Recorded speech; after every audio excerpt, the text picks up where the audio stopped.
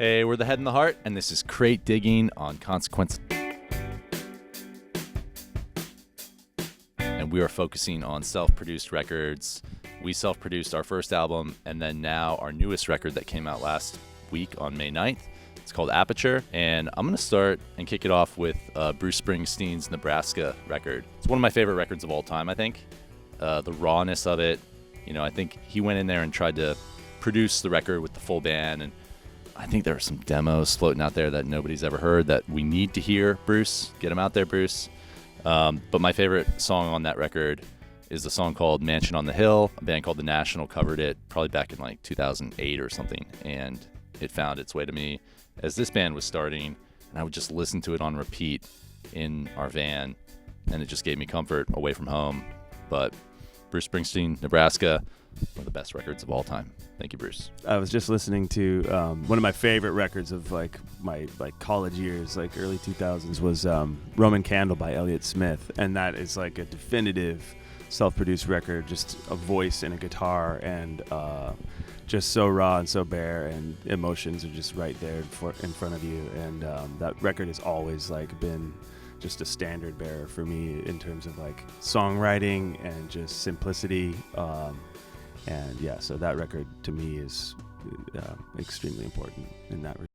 One of the best self-produced records ever. This may be not the most niche pick and a little bit cliche of a choice, but my favorite band is the Beatles. Paul McCartney's first record was self-produced, and I think it's just incredible that this guy went from being in the biggest band in the entire world that was surprisingly short-lived, and he came out the other end and not only put out a great solo debut record, but recorded every instrument, did it all himself.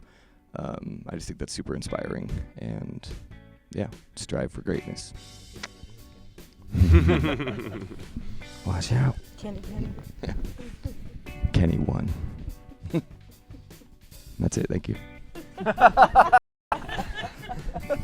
At first I was thinking, oh, I'll do this as a joke, but it actually does have some meaning to it. This band called East Forster, which was when Tyler and I were in high school, a friend of ours. And obviously it's like what albums are produced when you're in high school, but I remember being that age, that was like the beginning of me being inspired by music. Not only because when you hear music coming out of the speakers or on TV or on the radio, it just feels like another life, like a different lifetime that you don't have any touch points to.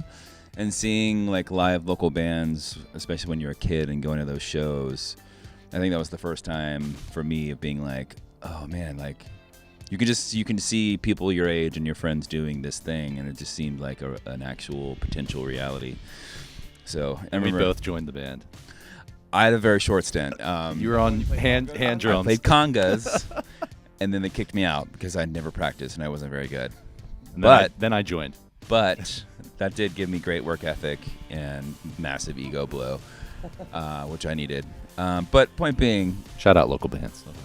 One of the most, inspiring modern artist producers for me is Kevin Parker and Tame Impala. I just feel like coming up with a modern anthem is like a tall task, and I think Elephant on Lonerism would be one. But I think that he just has such incredible kind of it's like a harkening back to cool 60s analog, but having with modern production and the intersection of that. I think it's just amazing. And I remember when that came out, we were only a band of a few years, and really kind of trying to be intentional about our live performance. And I remember going on forums trying to look at all the pedal boards and how they sounded so amazing live, and they've got outboard gear and tracks and shit, but it was just in addition but also it's all just computers, but also so. the shit that they're sending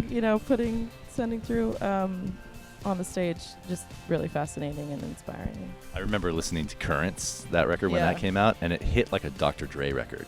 The bass, the low end, and I was like, this is such a well-mixed record and well-produced record. You're spot on with the Kevin Parker. Good dude. I think all of their records are self-produced. Dr. Dog, am I right? Like, No, not all, but no, a good amount. but a lot of yeah, them. a lot That's of true. like our favorite records ever, Yeah. Dr. Dog records, and Totally. they produced themselves on all those, and they're just like some of the best sounding, funnest to listen to records, through top to bottom. So, yeah. Shout out the dog.